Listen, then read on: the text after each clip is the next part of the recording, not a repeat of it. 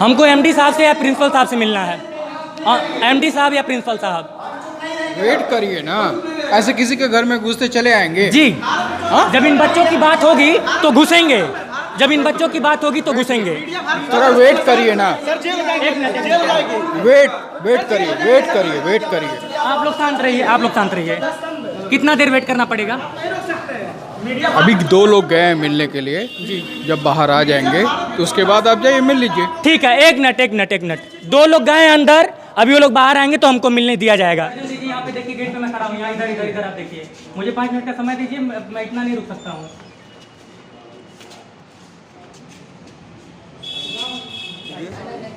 आप आइए। नहीं क्यों रुके सर? आप आइए क्यों रुके सर? इतना आधे घंटे का मैं वेट कर रहा हूँ। ठीक है बैठ, रुकना क्यों रुके क्या मतलब हुआ? नहीं बताइए, आप ही बताइए क्या मतलब हुआ? किसी से 57 बच्चों को कॉम्पार्ट लग गया, उसका कुछ मतलब नहीं निकला। मैं अंदर आ गया तो मतलब निकलने लगा। मैं तो ये नहीं कर रहा अंदर में बैठे बैठे भाई। जो भी चीज़ें मुझे अब तक मिली हैं, इस मामले को मैं जड़ तक पहुंचाऊंगा, ये मेरा वादा है। चाहे भले से मुझे पत्रकारिता छोड़नी पड़ जाए, लेकिन ये तमाम मामले जिस हिसाब से स्कूल प्रशासन बता रहा है, क्योंकि ये अपनी बात रख रहे हैं, बच्चे अपनी बात रख रहे हैं, और दोनों लोगों की बात, एक पत्रकारिता धर्म होता है कि दोनों लोगों की बात आप तक पहुंचनी चाहिए, तो वो मैंने धर्म निभा दिया। अब इसके बाद वो जो तमाम लड़के जो कि पीड़ित हैं, और आप ये मानेंगे कि बच्चे पीड़ित हैं इस वक्त, जो बच्चे पीड़ित हैं उनके साथ विकास गोस्वामी है। भले से मेरा चैनल मेरा साथ दे या ना दे, मैं ऑन द स्पॉट कह रहा हूँ, मेरे बॉस भी ये वीडियो देखेंगे। भले से मेरा चैनल मेरा साथ दे या ना दे, लेकिन विकास गोस्वामी इन बच्चों के साथ रहा, और ज़रूरत पड़ी तो ये माइक साइड में रख के धरने पे भी बैठेगा। क्या तो एक बार फिर से हम लोग एलपीएम स्कूल पे आए हुए हैं। ये लड़के लगातार इनके साथ हुई नाइंसाफ़ी के लिए संघर्ष कर रहे हैं, और एसडीएम साहब आपको मैं सैल्यूट कर रहा हूँ कि इन लड़कों की न सुन के आपने इन्हें डीएम ऑफिस पे भेज दिया। बहरहाल ये लड़के डीएम ऑफिस पे भी गए हैं। अब देखना ये है कि डीएम साहब जो आश्वासन दिए हैं वो क्या करते हैं।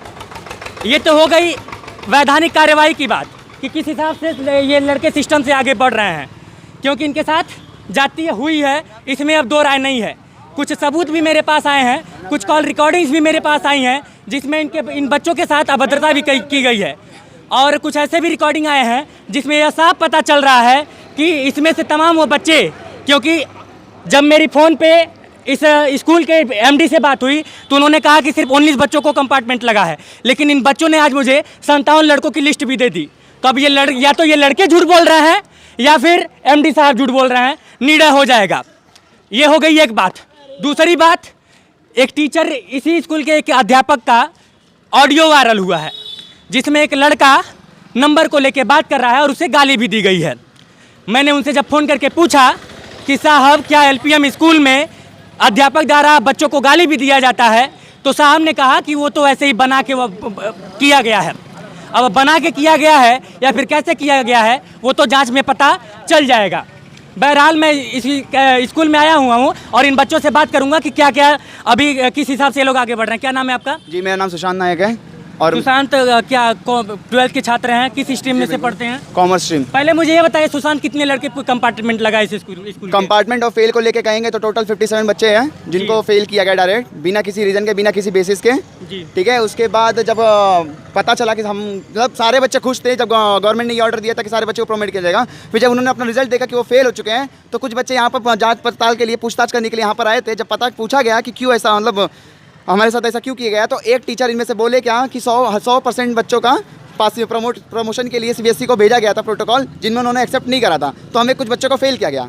तो यहाँ पर जब सवाल ये उठा कि जब कुछ बच्चों को फेल किया तो हम ही लोग मिले थे क्या फेल करने के लिए? एक बात और बता दूं कि इन्हीं के अध्यापक ने कहा है, मेरे पास सबूत है, इन्हीं के अध्यापक ने कहा है कि अच्छे बच्चों को जो पढ़ने में ठीक थे, कुछ बच्चों के साथ जाती हुई है, कुछ अच्छे बच्चों को फेल कर दिया गया है और उनसे खराब वालों को पास कर दिया गया है। जब भी प्रशासन वो ऑडियो मुझसे मांगेगा मैं तुरंत दिखा दूंगा, उसको मैं बाकायदा कई जगह सेव करके रखा हूँ जी। और तो और ऐसे बच्चों को पास किया गया है जिन बच्चों को अपना नाम तक लिखने नहीं आता, ना किसी सब्जेक्ट के, किसी चैप्टर के 5 सब्जेक्ट 10 नाम नहीं बता सकते वो, ना कभी वो स्कूल आए, ना कभी कोई प्रैक्टिकल दिए, ना कोई पेपर दिए, ना कभी क्लास। एसडीएम साहब आप लोग को क्या कहें, क्योंकि परसों आप लोगों की एसडीएम साहब से मीटिंग थी, क्या कहें?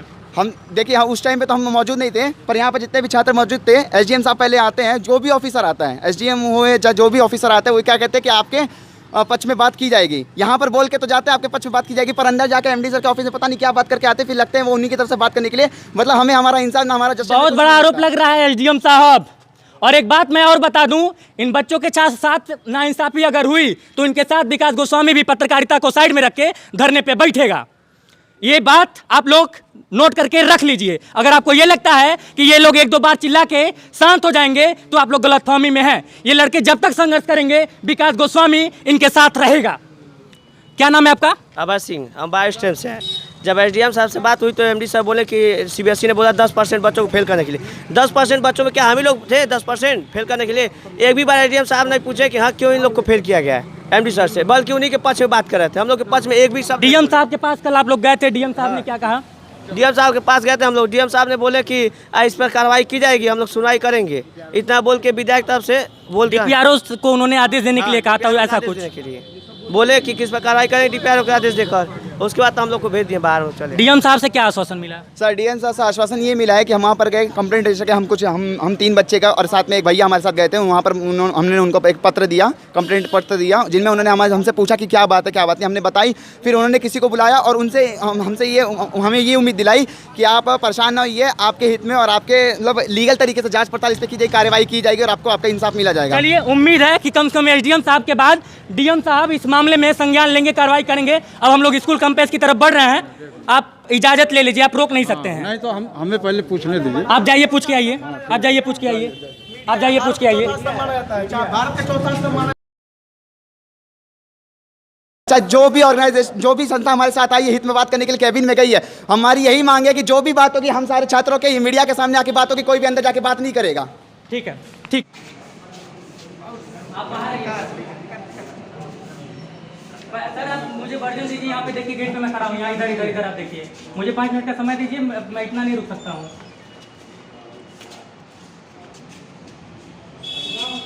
आइए। हाँ बाबू, मोबाइल ऑन कर लीजिए। हाँ भैया, नहीं क्यों रुके सर? आप आइए। क्यों रुके सर? इतना आधे घंटे का वेट कर रहा हूँ। ठीक है बैठिए। रुकना क्यों रुके क्या मतलब हुआ? नहीं बताइए, आप ही बताइए क्या मतलब हुआ? किसी से 57 बच्चों को कॉम्बैट लग गया, उसका कुछ मतलब नहीं निकला। मैं अंदर आ गया तो मतलब निकलने लगा।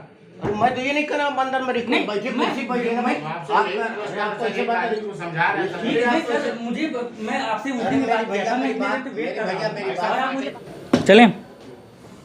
बढ़िया आराम से बैठिए, वर्जन लेना है। सबके बाद ये सब वाकया होने के बाद, बच्चों की बात सुनने के बाद और तमाम जो चीज़ें मैंने अब तक आप लोगों को कवर करके दिखाया और बताया, उसके बाद अब मेरे साथ इस स्कूल के एमडी अमरनाथ जी हैं, इनसे बातचीत करेंगे और इनका भी पक्ष, चूँकि पत्रकारिता का एक नियम है कि दोनों पक्ष को सुनना चाहिए। हालांकि जिस हिसाब से बच्चे पीड़ित हैं कोई मतलब नहीं रह जाता है, लेकिन मैं सिर्फ अपना पत्रकारिता धर्म निभाने इस कैंपस में, इस ऑफिस में आया हूं और इनसे बातचीत करूंगा। सर 57 लड़कों को कंपार्ट लगा है, क्या कहेंगे इस पर? सर देखिए, 57 बच्चे नहीं, हमारे विद्यालय में 237 बच्चे रजिस्टर्ड थे बोर्ड की परीक्षा में जी। और बोर्ड के जो नीति, जो टेबुलेशन पॉलिसी है, उस पॉलिसी के दौरान हर विद्यालय को 3 साल का बेस्ट परफॉर्मेंस का एक रिजल्ट दिया गया है कि आपके 2000, जैसा कि हमारे विद्यालय को मिला हुआ है कि आपके विद्यालय में कॉमर्स और फिजिक्स, कॉमर्स, मैथमेटिक्स और बायो स्ट्रीम की 3 तरह की स्ट्रीम की मतलब 12वीं क्लास कक्षा में चलाई जाती हैं। और इस स्ट्रीम थोड़ा सा दूर कर लीजिए, इस स्ट्रीम थोड़ा सा जी अच्छा ठीक। इस स्ट्रीम में हमारे यहाँ जो बोर्ड ने 3 साल की हिस्ट्री उपलब्ध कराई, उसमें इन्होंने कहा है पॉलिसी के दौरान कि आपके विद्यालय में जो थियरी, जो आपकी थियरी का जो रिजल्ट है विगत 3 वर्षों का, उस तीनों वर्षों का जो उच्चतम सर्वोच्च नंबर होंगे, उस सर्वोच्च नंबर के आधार पे ही आप इस साल भी थियरी के नंबर को देंगे जो टेबुलेशन पॉलिसी में दर्ज है। और ये भी साथ में कहा गया है कि प्रत्येक विषयों में जो मीन मार्क है, जो उस हाईएस्ट ईयर का, जो रेफरेंस ईयर का, जो विगत विद्यालय के 3 वर्षों का जो हाईएस्ट रिजल्ट रहा है उस थियरी मार्क का, उस मार्क के दौरान अनुसार जो उस ईयर, जो रेफरेंस ईयर में जो सब्जेक्ट वाइज मीन मार्क रहा है, उसी मीन मार्क के को ध्यान में रखते हुए हमें इस बार भी मीन मार्क बनाने हैं।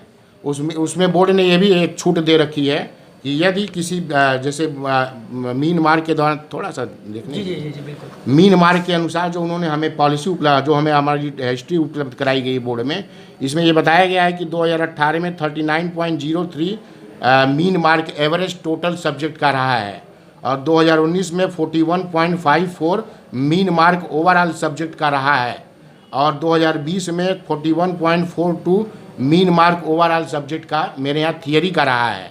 और इससे ये मालूम चलता है विद्यालयों की 2019 का जो हमारे यहाँ का विद्यालय का जो रिजल्ट है वो सर्वोच्चम है। सर बात बहुत लंबी खिंच रही है, मैं थोड़ा सा इसको शॉर्ट कर देता हूँ। आप ये कह रहे हैं कि 3 साल के परफॉर्मेंस के अनुसार नंबर दिया गया है। अब मैं आपको खैर नहीं सुनाऊंगा वो रिकॉर्डिंग, प्रशासनिक विभाग में चूंकि ये मैटर चला गया तो उन लोगों को मैं सुनाऊंगा। आप ही के टीचर एक स्टूडेंट से बात करते हुए ये बात कबूल रहे हैं कि अच्छे बच्चों, कई सारे ऐसे भी बच्चे हैं जो बहुत बेहतर थे, उनको फेल कर दिया गया। उनका फेल का मतलब कंपार्ट लगा दिया गया। एक मेरी बात सुन लीजिए, आप ही की, मैं अपने मन से नहीं बोल रहा हूँ, मेरे पास रिकॉर्डिंग है। प्रशासनिक विभाग जब भी मांगेगा मैं उसको उपलब्ध कराऊंगा और उसको न्यूज़ पे भी चलेगा। और दूसरी चीज़ कि उन्होंने ये बात बिल्कुल स्पष्ट कही है। और आप ये कह रहे हैं कि आपके वहाँ 19 लड़कों को कंपार्ट लगा है, बाहर 24 से ज़्यादा लड़के अभी तत्काल में खड़े हैं। मैं बता रहा हूँ 57 लड़कों की मेरे पास लिस्ट आई है। सर 1 मिनट सुन लीजिए प्लीज़ सर। 57 लड़कों की मेरे पास लिस्ट आई है। अब वो 57 या तो वो 57 लड़के झूठ बोल रहे हैं या पूरी बात सुन लें। हमारे विद्यालय में 237 बच्चे रजिस्टर्ड हैं जिसमें 176 और बाकी के बच्चे हाँ, और 176 बच्चे पास हैं। 4 बच्चे परीक्षा के दौरान अब्सेंट हैं, प्रैक्टिकल की परीक्षा में या किसी अन्य परीक्षा में अब्सेंट रहे होंगे। 180 बच्चे हो गए। 19 बच्चे आपके कंपार्टमेंट की श्रेणी में हैं और 38 बच्चे जो हैं कि कोई 2 विषय में 2 विषय में एसेंशियल रिपीट है और कुछ बच्चे 3 विषय में एसेंशियल रिपीट हैं। आप 19 का नाम ले रहे हैं ना? 19 बच्चे, मैं 57 लड़कों को यहाँ पे 57 नहीं हो गए, 57 हो गए ना। लेकिन उस दिन भी बार मैं ये बात बोल रहा था 57, लेकिन आप रिकॉर्डिंग है आप ही से मेरी बात हुई, कोई अलग से बात नहीं हुई है। कितने आए होंगे तो 19 बताए होंगे। टोटल बच्चों की संख्या पूछेंगे, टोटल संख्या मैं पूरा बता रहा हूँ कि 237 बच्चे रजिस्टर्ड थे, 176 बच्चे पास हैं, 4 बच्चे असेसमेंट में अब्सेंट रहे हैं तो बोर्ड ने भी उसको अब्सेंट घोषित किया है और 19 बच्चे कंपार्टमेंट की श्रेणी में हैं और 36 बच्चे एसेंशियल रिपीट की श्रेणी में हैं। चूँकि एक बोर्ड की अपनी एक पॉलिसी है, उसके पॉलिसी के अंतर्गत उन्होंने बोर्ड ने कहा है कि आपके 2019 के उत्कृष्ट प्रदर्शन वाले वर्ष में आपके विद्यालय में जो मैथमेटिक्स का रिजल्ट है वो 35% बच्चे जो थे आपके 2019 के उत्कृष्ट प्रदर्शन वाले वर्ष में 35% बच्चे जो हैं 33% से नीचे रहे हैं और 27.5% बच्चे जो हैं 33 और 50% में रहे हैं और आपके 25% बच्चे जो हैं 51 और 74 वाले परसेंटेज में रहे हैं और 8.75% बच्चे जो हैं 75 और 94% में रहे हैं और 3 यानी कि आप ये कह रहे हैं कि हमारे यहाँ कितने बच्चे फेल होते हैं, ये बड़ी बात होते हैं, लगता है। आप अपने बातों पर उत्तर भी आप ही दे रहे हैं सर, आप वचन नहीं, मैं आप ही की बात कर रहा हूँ। आप प्रश्न का उत्तर आप स्वयं दे रहे हैं। प्रश्न मैं बस पूछ रहा हूँ आपसे कि आप ये कहना चाहते हैं कि 57 बच्चे ये बड़ी बात नहीं है आपके लिए, बड़ी बात नहीं है, बहुत बड़ी बात है, बहुत बड़ी बात है, लेकिन आप प्रश्न का उत्तर स्वयं दे रहे हैं। मैं स्वयं नहीं दे रहा हूँ, मैं आपसे पूछ रहा हूँ। की कोशिश करिए, आप ये कहना आप उत्तर लेने की कोशिश करिए, आप उत्तर लेने की कोशिश करिए। सर आप ये मैं समझ गया, ये हम इसी आधार पे बात करेंगे सर। नहीं, आप इसका प्रिंट दीजिएगा, मैं इसको चलाऊंगा। आप बस उन बच्चों के बारे में बात कीजिए। अब मेरी बात सुन लीजिए। जिन विद्यालयों में बोर्ड की ये प्रक्रिया है कि जब हर मतलब हिस्ट्री आपकी विद्यालय की रही है, इसी हिस्टोरिकल परफॉर्मेंस के आधार पे ही आप विषय वाइज ब्रॉड डिस्ट्रीब्यूशन नंबरों का करेंगे। सर ये बात तो आप बोल चुके हैं, आप आगे बताइए जी। चूँकि जिन विद्यालयों का रिजल्ट अगर 100% बना हुआ है तो जो एग्जामिनेशन बाइलॉज है CBSE का, उसमें ये बताया जाता है कि यदि किसी विद्यालय में 6ठा विषय चल रहा हो, माने जो कोर सब्जेक्ट है, ये भी आपने बात बताई थी मुझे, रिकॉर्डिंग में है वो। मैं बोल वो चलेगा। अरे साहब सुनिए, वैसे सर मैं LPM का वो स्ट्रक्चर बताने नहीं आया हूँ, मैं बस इन बच्चों के बारे में बात करना चाहता हूँ। किसी बच्चे के साथ कोई अन्याय नहीं हुआ है, ये अन्याय नहीं है।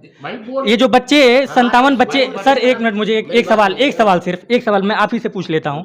57 बच्चे हैं और इन 57 बच्चों का ये दावा है, क्योंकि अभी वो रिकॉर्डिंग जो है आपके टीचर वाला जो स्टूडेंट से बात हुई है, ठीक है ठीक है ठीक है ठीक है ठीक है ठीक है ठीक है ठीक है ठीक है, मैनेजमेंट से ही मैं पूछ लेता हूँ, क्या ये 57 बच्चे जो लड़के पास हो गए हैं उनसे कमज़ोर थे? एकदम तो रहे होंगे, एकदम रहे हैं। एकदम रहे। और सर इस एक मिनट इस सवाल का जवाब सर सोच समझ के दीजिएगा। मैं फिर से पूछ रहा हूँ, एक मिनट, मैं फिर से पूछ रहा हूँ, क्या ये 57 बच्चे जिनके ऊपर कंपार्ट लगा है वो पास होने वाले सभी बच्चों से ये कमज़ोर थे? जी हाँ, एकदम कमजोर रहे हैं। अब इस सवाल का जवाब चूंकि प्रशासनिक लोगों के पास है, डीएम साहब के पास इसकी कार्रवाई चल रही है, डीएम साहब ने कहा है, उन्होंने आश्वासन दिया इन बच्चों को। अब इस सवाल का जवाब प्रशासन और मेरे माध्यम से, क्योंकि अगर किसी को भी ये लगता है, शासन प्रशासन या फिर स्कूल के प्रशासन को ये लगता है कि 2-4 दिन ये लोग हल्ला करेंगे फिर चुप हो जाएंगे, तो मैं आपको बता दूं, जब तक इंसाफ नहीं रहेगा, जब तक इंसाफ नहीं हो जाता, विकास गोस्वामी हो सकता है पत्रकारिता छोड़ना पड़ जाए, लेकिन इन बच्चों के साथ रहूंगा। बहुत बहुत धन्यवाद सर। आपने जवाब नहीं, आपने जवाब दे दिया, नहीं, बस इतना ही जवाब चाहिए था। सुना ही नहीं जवाब। सुना ही नहीं। आरोप भी लग रहा है कि मेडिकल वगैरह के लिए पैसा, ऐसा कुछ नहीं है। अगर कोई बच्चा साबित कर दे उस दिन जो प्रक्रिया है उसके लिए हम तैयार हूँ। एकदम रिकॉर्डिंग अगर है, अगर इस तरह की कोई प्रक्रिया। और सर एक स्कूल के आपके टीचर गाली भी दिए हैं, एक आपके स्कूल के टीचर गाली भी दिए हैं। बच्चों के गार्जियन को हम बुला देते हैं, अगर कोई कह दे कि पैसा किसी प्रकार का दिया जाता है। स्कूल के बच्चे ने हमारे गाली दी है। मैं दावे के साथ कह सकता हूँ कि मेरे स्कूल के कोई भी टीचर अभद्र व्यवहार नहीं करता है।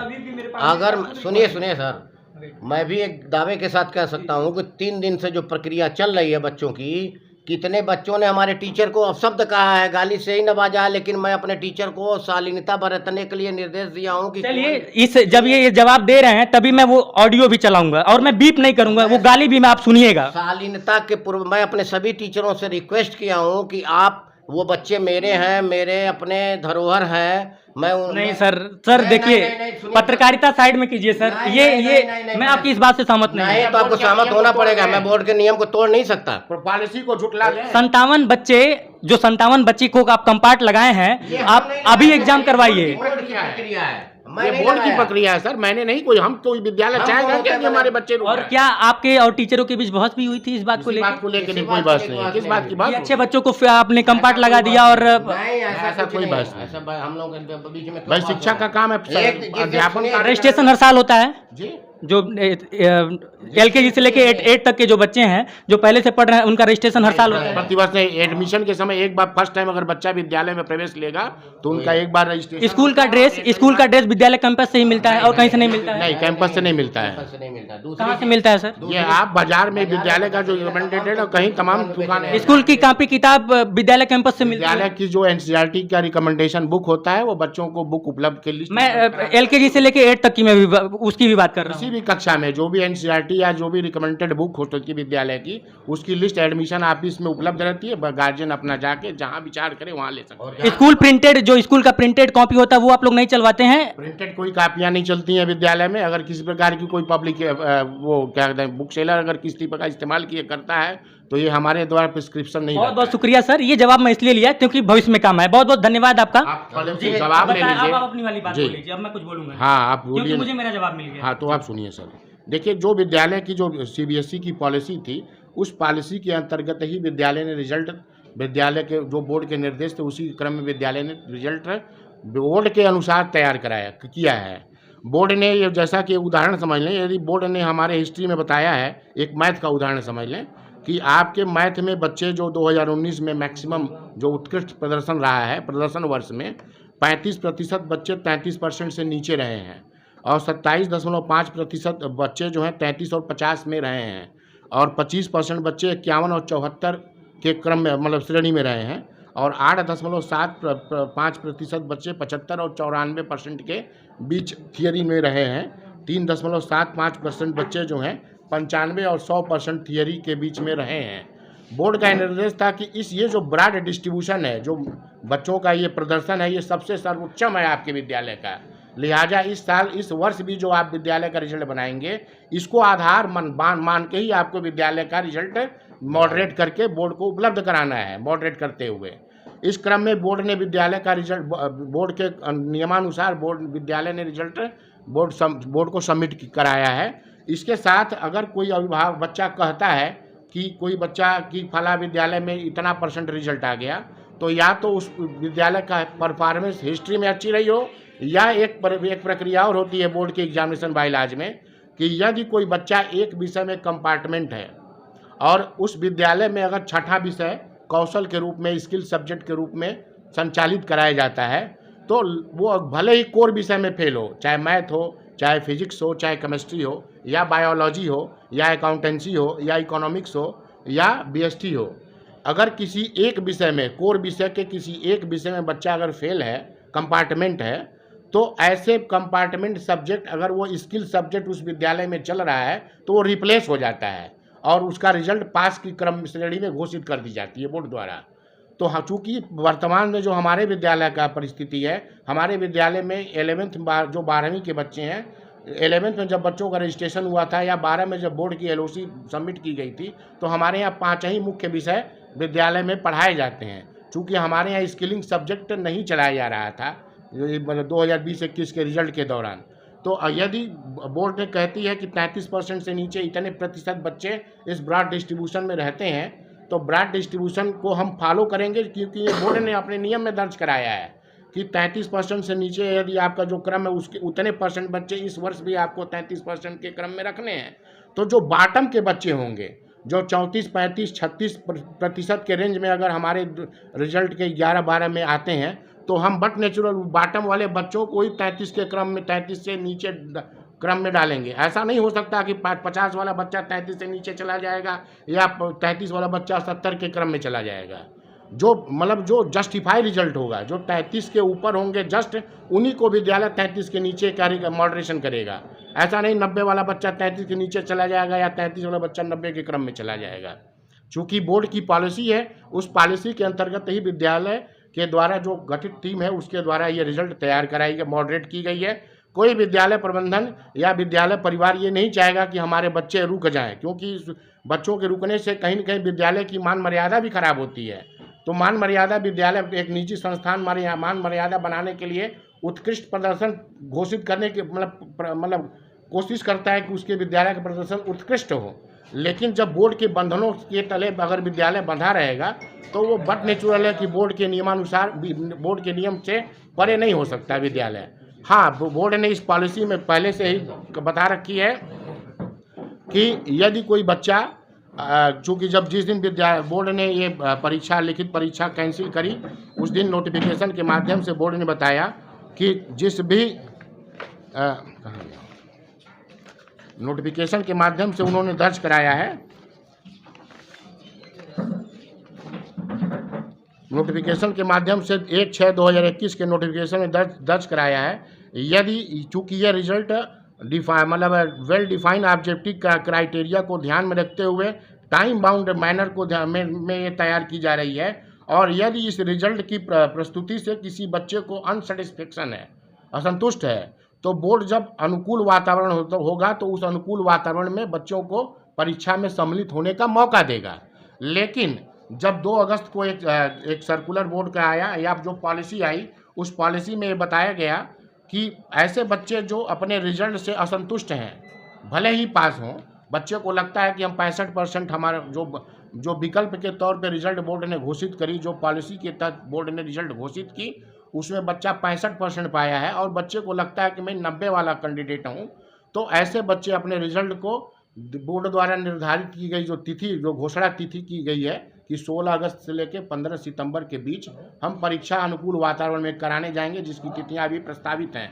लेकिन जो तिथि, फिक्स तिथि प्रस्तावित है अभी, उस तिथि में बच्चा अपना स्कूल के द्वारा अपना एक संबंधित प्रिंसिपल को अपनी एप्लीकेशन आवेदन दे कि हम इम्प्रूवमेंट का परीक्षा देना चाहते हैं, तो वो अनुकूल वातावरण में जाके वो परीक्षा दे के अपने रिजल्ट को इम्प्रूव कर सकता है।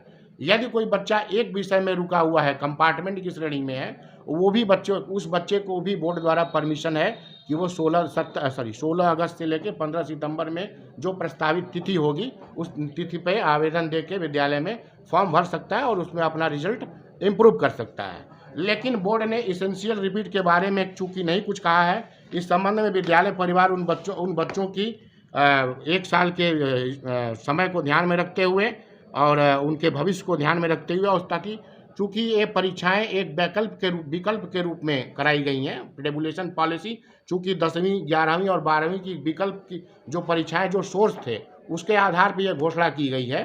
तो हमने विद्यालय परिवार ने अपने रीजनल अफसर को इस संबंध में एक हम्बल रिक्वेस्ट भेजा है कि सर, जैसा कि आपने कहा है कि ऐसे बच्चे जो असंतुष्ट हैं उसकी हम परीक्षाएं अनुकूल वातावरण में कराएंगे, लेकिन इस पैंडेमिक को ध्यान में रखते हुए तथा बच्चों के आगामी 1 वर्ष को ध्यान में रखते हुए आप ऐसे बच्चों को भी इस कैटेगरी में शामिल करें जो इसेंशियल रिपीट की कैटेगरी में है। माने इसेंशियल रिपीट का मतलब आवश्यक रूप से उस परीक्षा में भाग लेने की श्रेणी में अर्हता रखता है। ऐसे बच्चों को भी इसी वर्ष जो शैक्षणिक वर्ष रहा है 2021, इसी वर्ष होने वाली जो इम्प्रूवमेंट की परीक्षा है उस परीक्षा में उनको भी परमिशन दी जाए, ताकि इस पैंडेमिक में उस बच्चों के भविष्य को ध्यान में रखते हुए उन बच्चों के साथ न्याय हो सके। इसकी मांग हमने कल अपने रीजनल अफसर को 4:03 पर एक हमने पत्राचार ईमेल के माध्यम से किया है कि मैम, ये इस तरह की विद्यालय की परिस्थिति उत्पन्न हो रही है, इसको भी ध्यान में रखते हुए आप मतलब अपने कॉम्पिटेंट अथॉरिटी को ये रिक्वेस्ट दी जाए, आप अपने स्तर से अपने रीजन के विद्यालयों को ध्यान में रखते हुए अपने क्षेत्र के या अपने रीजन के बच्चों के भविष्य को ध्यान में रखते हुए ऐसे बच्चों को भी इस प्रस्तावित परीक्षा में मौका दिया जाए, ताकि वो बच्चे अपना भविष्य का अगर उनको लगता है कि हम बहुत अच्छा प्रदर्शन कर सकते हैं तो अपने प्रतिभा का प्रदर्शन करके अपने अंक सुधार कर बोर्ड द्वारा रिजल्ट मतलब इम्प्रूव का रिजल्ट प्राप्त कर सकें। तो अब जिस हिसाब से ये सारी बातें आपने सुनी, एक तरफ सरकार कहती है कि बच्चों को प्रमोट कर दिया जाए और दूसरी तरफ ये तमाम तामझाम जिनको आपने अभी सुना, स्कूल प्रशासन, एक मिनट सर मैं समझ गया, मैं आपको नहीं ब्लेम कर रहा हूँ। जो ब्लेम आपको करना था वो मैंने कर दिया, जो मैंने आपको ब्लेम करना था वो कर दिया। अब मैं पूरे सिस्टम की बात कर रहा हूँ। वो तमाम बच्चे जो ये सोच रहे थे कि 12 का रिजल्ट आ जाएगा तो आईआईटी के लिए तैयारी करूंगा, बीटेक में एडमिशन के लिए तैयारी करूंगा, बीएससी में एडमिशन के लिए तैयारी करूंगा, कॉमर्स का जो बीकॉम होता है उसमें एडमिशन के लिए तैयारी करूंगा। आज वो बच्चे मानसिक रूप से पीड़ित हैं। उसका जिम्मेदार जो भी है उसके ऊपर कार्रवाई होनी चाहिए और ये तमाम चीज़ें जांच का विषय भी है। बहरहाल जो भी चीज़ें मुझे अब तक मिली हैं इस मामले को मैं जड़ तक पहुंचाऊंगा, ये मेरा वादा है, चाहे भले से मुझे पत्रकारिता छोड़नी पड़ जाए।